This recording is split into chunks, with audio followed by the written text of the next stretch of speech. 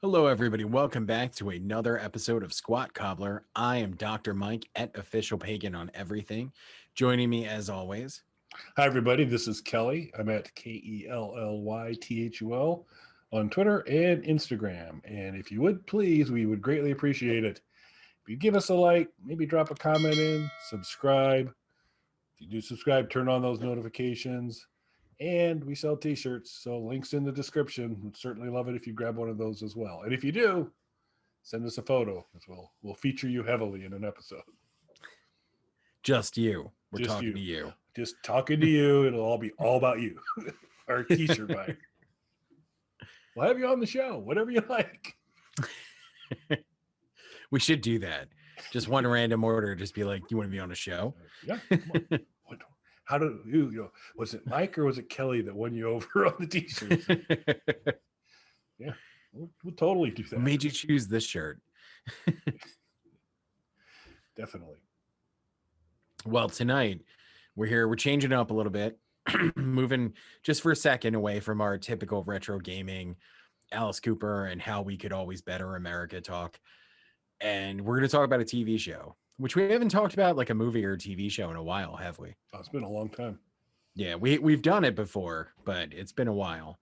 But this makes sense because it's our friend Nicole Bilderback, and she is in a show on Freeform. I don't know what that is, so I watched it on Hulu, and you can binge the whole thing on Hulu right now, the whole first season. I say first season because it has officially been renewed for a second season, and that is Cruel Summer. So I think top line, and I have a feeling Kelly and I are going to fall in the same place on this. Would you have watched this show were it not for Nikki being in it? No, I don't think so. Absolutely the same. Yeah, I probably. So I don't know what I know Freeform's a channel, but like I have no idea what service that's on or what carries it. But like Hulu has some sort of streaming deal with Freeform. So like when you go on Hulu, like Freeform stuff pops up pretty regularly. Again, I don't know if that's a regional thing, Freeform. I have no idea what it is, but I'm used to seeing Freeform stuff pop up. So I'm sure I would have seen it, but it's definitely not something that would have been on my radar initially.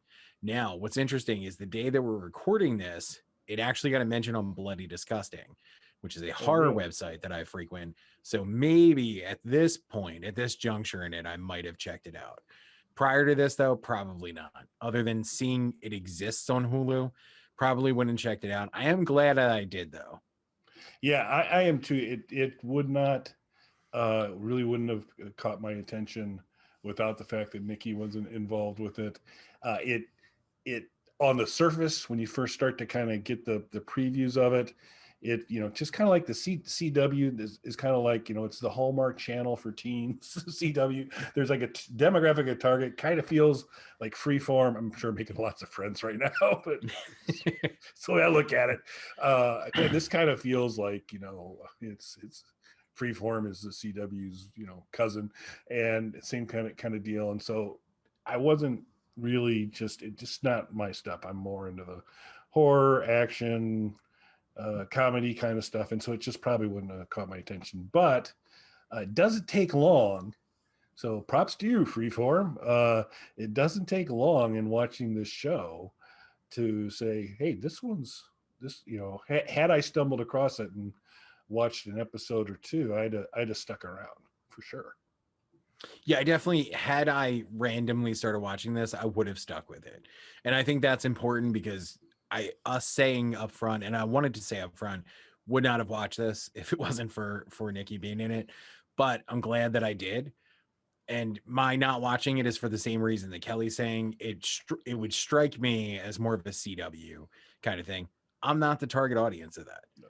I don't think a nearly 40-year-old man with a long gray beard covered in tattoos is probably not who the CW thinks is their target demographic. So there's no love lost there. I'm not insulting them, and I'm sure they don't feel insulted by us saying that. No, I think they're pretty happy we're not regular viewers. They'd like to keep it that way. There's going to be like a CW promo and it's like teenage girls all sitting around. Then it's like me in the background sitting at their slumber party with them. Yep. Like, hey, what did you do this weekend? Well, let me tell you. So again, I would have felt like, oh, I'm not who this show is for, and might have ignored it. So I'm really glad that it was introduced to me this way, because I thought it was an interesting show. Yeah. And we probably should at this point throw out a spoiler warning, because Mike and I have binged the whole season. We've watched it all. There are lots of twists and turns throughout the whole thing. It's actually kind of one of the charms of it, and then very intentional to kind of you keep wondering, who should I, who am I aligned with here? Who do I trust? What's the real truth?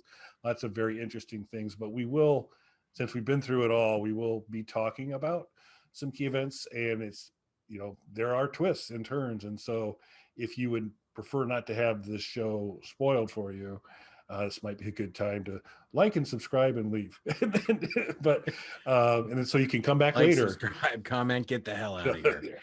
They come back later after you've watched it to see the rest. So we'll I expect there will be some spoilers on it, but I think it was really well crafted, and very unique in that for basically almost all the way up until the last 2 episodes, they stay pretty true to a format where they pick a day and they're showing these characters in 93, 94, and 95.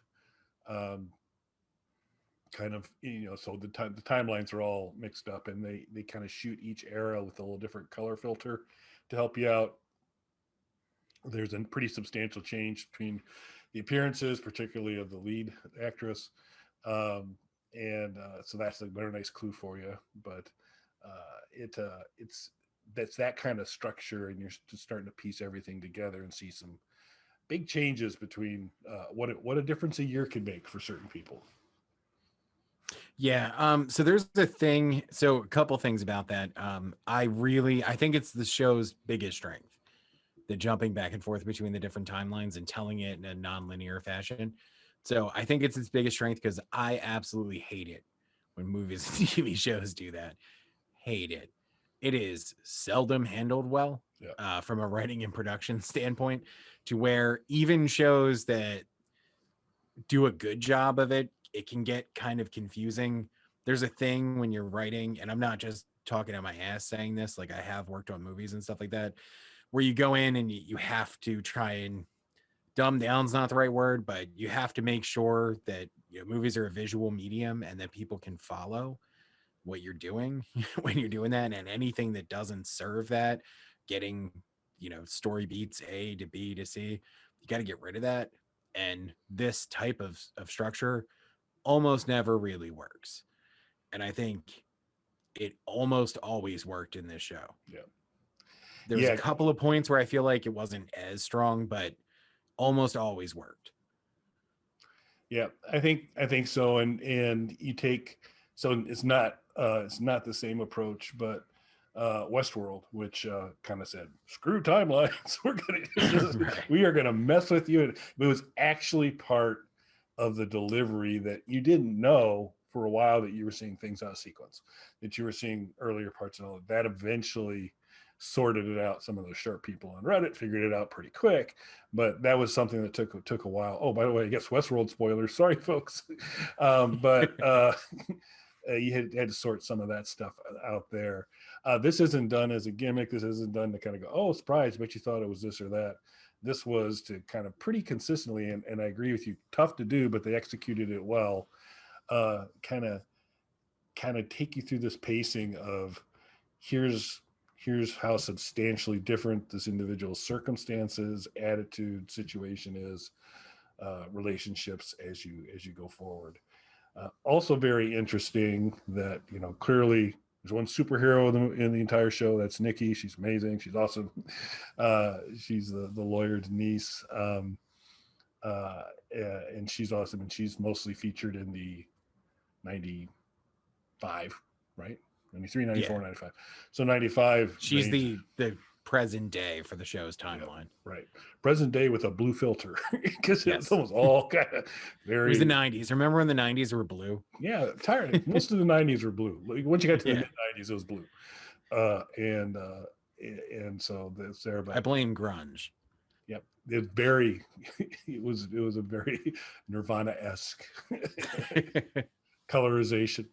But the character, there's, I mean, you kind of start to think, and there's a couple characters that are pretty much a straight stereotype, or there's a couple mean girls that are kind of your standard fair mean girls that you see across, but about every other character in this, you think you have a read on them, and then you don't, and so it's very interesting to see.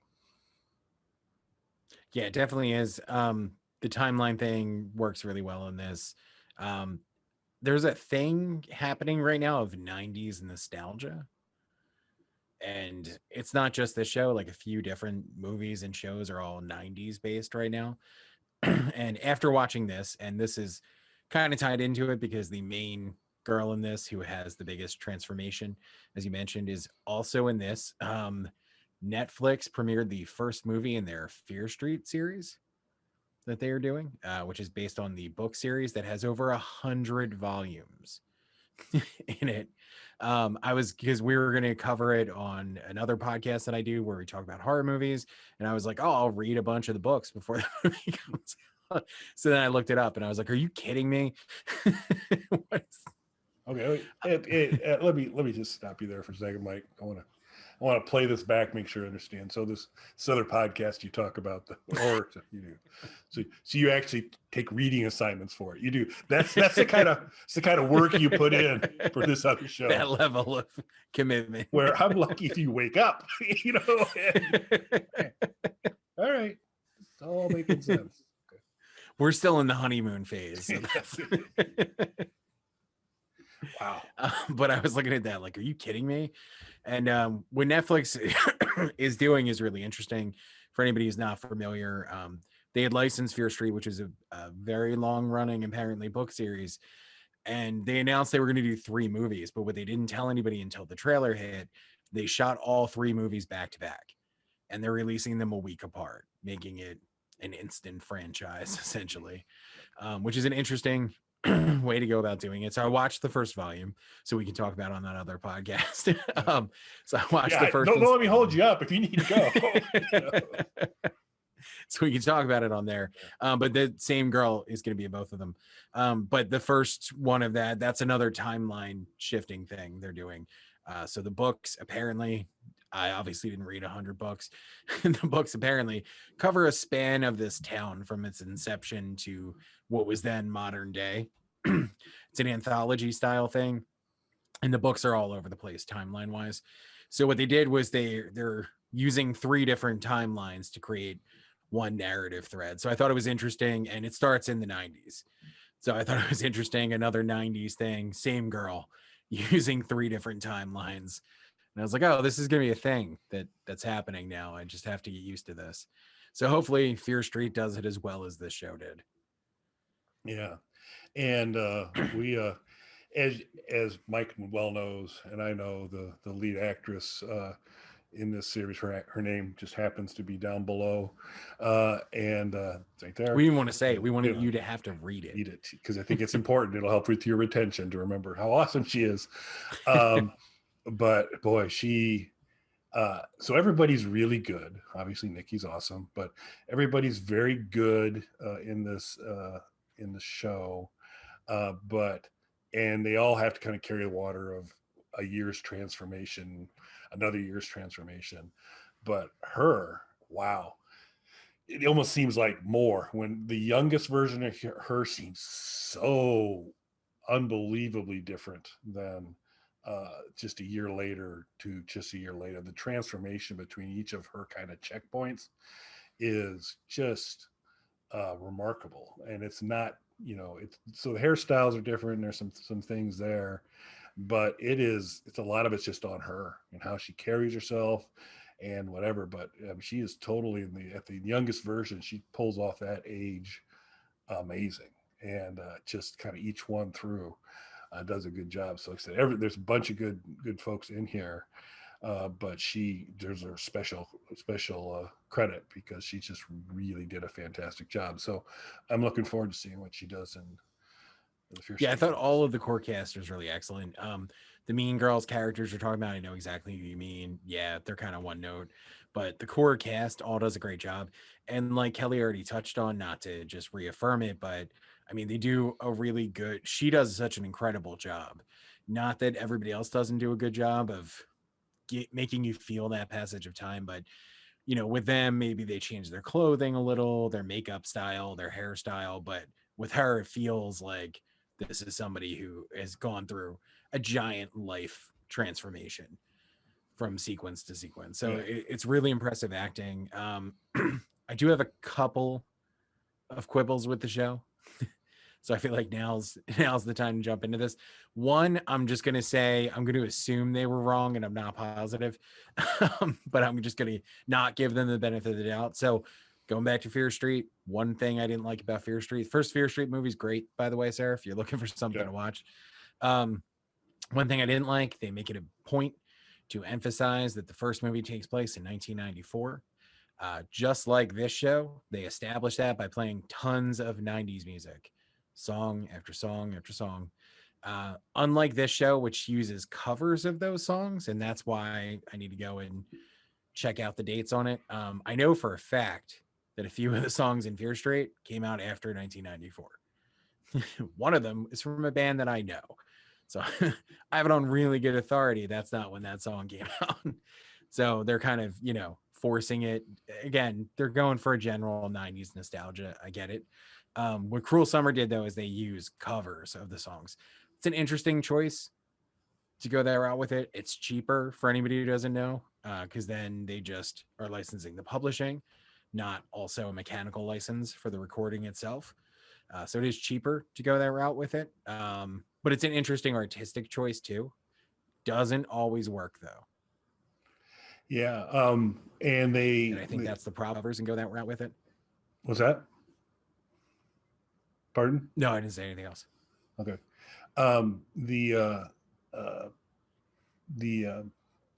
the actress again, her name's down here. This is the second female lead actress right there. There's her name.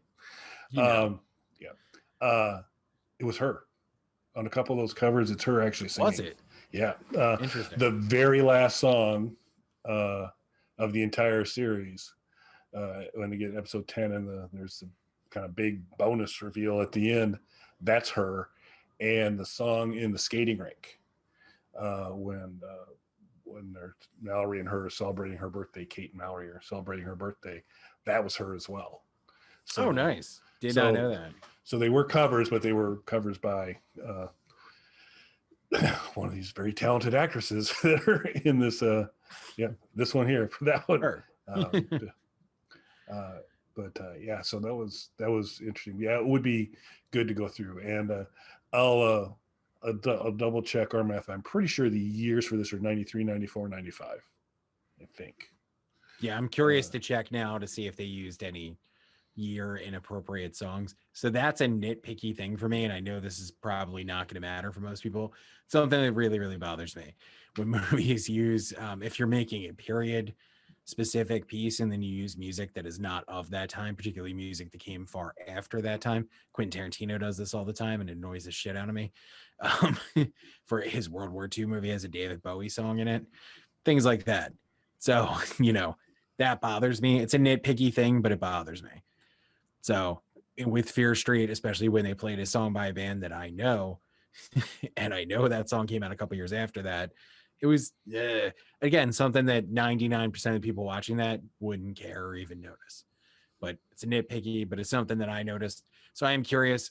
And I think because it's covers, it gives them a little more leeway on this artistically. So, that's why I didn't. But I'm sure at least one or two of those came after the date that they have on there. So it will bother me. So I'm just retroactively getting that out there. I didn't like that they had Harley Quinn Smith reference Clerks 45 times. It seemed so. Overall, writing in this very good, character development in this very good. it did feel there were a few moments where they needed to shorthand it. So they're like, all right, we need to establish that this is like an edgy, cool outsider. Everybody else, oh, so she likes Clerks. So there's That's also her dad's movie. That's Kevin Smith's daughter. That's Kevin Yeah. Smith's daughter. Yeah. See, Ruggles, that So yeah. repeatedly, she's like, we should go watch Clerks. It's like, we get it. It's your dad. Yeah, it's great. It's the 90s, and that was your dad. Cool. Yeah, it interesting. Yeah, that was that did so that feels even worse for us now to me. But it was just like, yeah, I mean, that's what how do you kind of quickly get there on there? But well, and I figure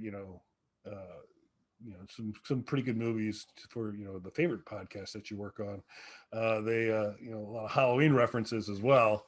So that was pretty cool on that. And I think that was probably about period, because they were at one point talking about like, this is Halloween 4, this is going to be the last one or something like that. I'm sure of it, which is funny, I thought. So there's some cute things there. But yeah, it so we have some homework. Even though we knew them and we just didn't say them out loud. Our goal is to have Nikki Bilderback join us to give us a little bit of the behind the scenes stuff. And it's just been a while since we've had a chance to chat with her. And so we wanted to do that again. So we're going to be visiting with her, we hope, and have her on a show here soon to go into a little more detail on the show itself. I think it would be good, Mike, if we actually knew the names of some of these actors. I knew Harley Quinn Smith. There you go. That's good. That's a start. I know all the character names, but and the reason that I say that before anybody gets mad and puts it in the comments, I mean, write comments, but before you're like, oh, but that's her dad and they were making an in joke. I get it. Once that's an in joke. She says it like a dozen times. But not only that, if you go back, and this isn't me saying this, her early films were all Kevin Smith films. Those are all of her early roles. She was not being patted on the back by critics for her performances in those. And it was not even suggested, but just flat out stated that she only got those roles because of her dad and that she wouldn't have a career without her dad. So I don't think it's cool when she has something that has nothing to do with her dad. Like, let it stand on its own. Yeah, absolutely. Yeah. So, and that's just my observation of it. As someone who's seen just go on YouTube, type in her name. You will find 500 videos of people trashing her. And I don't think that's fair. So when there's something like this, is literally, as far as I know, the first project that in no way involved her dad that she's been involved in. So to me, they should have just kind of let it stand on its own. Yep, definitely. So I'm saying that as a positive to her, not a negative. Yeah. Yeah, because she's, as we mentioned, everybody rocks it. And even the actresses that play the Bean Girls do a good job. I mean, oh yeah, it's just they were not given a rounded the character to work with. Where this is a show of really good fleshed out characters. Those two characters aren't. No, that's just your garden variety. Yeah, this is the popular girls and that are going to torment people and call them losers, and yeah, there you go. Even a couple Loser Island references in this show, which was the other part that was a little bit cringeworthy for me. But overall, I mean, it's outstanding. You will have a difficult time not wanting to kind of keep going through. If you catch it on Hulu, they also include like a little 5-minute post-show recap where they talk to a key member of the cast. And that's where I picked up about the other actress doing some of the singing and all that. Those are pretty interesting as well to kind of see. And they all seem to have gotten along. I suppose probably if they didn't get along, that's probably not the place they're going to air their grievances. But right. They all did seem to actually, so that's what you like to see. It's a bunch of people creating good art. It's kind of fun to watch. And enjoy each other's company. Was disappointed we didn't get a little bit of Nikki in one of those, but while she plays a pivotal role or a critical role, it's just in some very select and targeted places in the show. Yeah, I mean, the focus of the show is the teen characters. So while she's an important role in it, the focus is the teen characters. Not a doubt. Now comes the important thing, and again, spoilery territory without giving too much away. Kelly, Yes. if everybody's in school. I didn't. I had a friend who did, but I didn't. Tell us more about this friend, Kelly. Yeah. Yeah, his name was he his name was Shelly. yeah. No, it was it truly was a friend. Sing see so we heard she's funny. Yeah. So should I be going into this? I don't know. I just so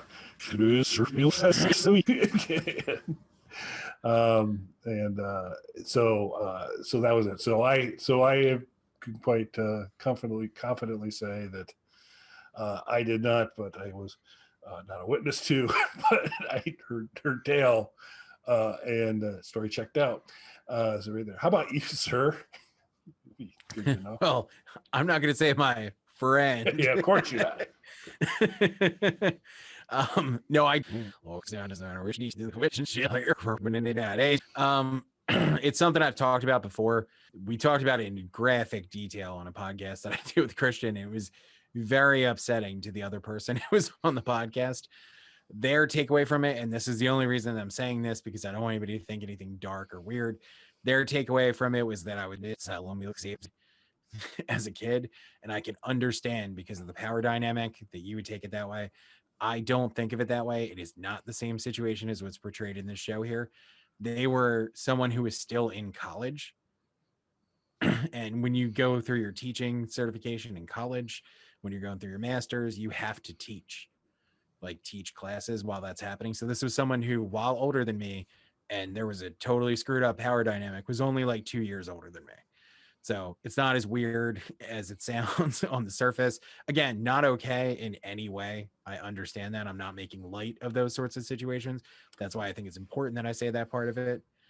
But yes, yes, I did. One of the things that came up and where I think we finally broke the person that we were doing the show with, Christian had asked if I'd ever looked her up after high school, like to see what she's up to now, or like, and I said, no, absolutely not. And the reason Lori, yeah.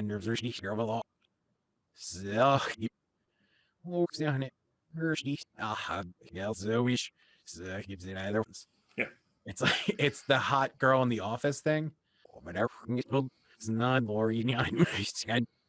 Son of their was evil fucking hard. What's same Scottish? We lore to the transition or with an over there somebody behind him. So if I that's like, so if I know God, yep. So that's how I want to remember her, not with whatever reality really was. So again, nothing, I have no ill will towards her in any way, but I need to stress that. Was did it tell him as well. Everybody. No ill will towards her. I'd rather remember it. So I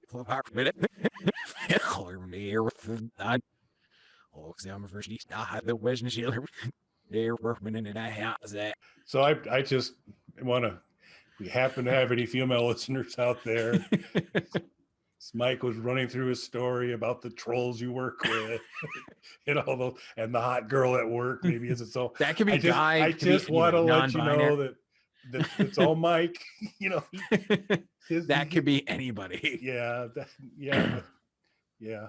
But I just want to create some distance between that dialogue. If there's somebody you're attracted to in the office, man, woman, non-binary, doesn't matter. If there's a person, an entity that you're attracted to in work, see them outside of work, around random people, not just around your coworkers outside of work. Go to a bar and see them around a random selection of the public. That is the only way you know if they're actually attractive. Okay.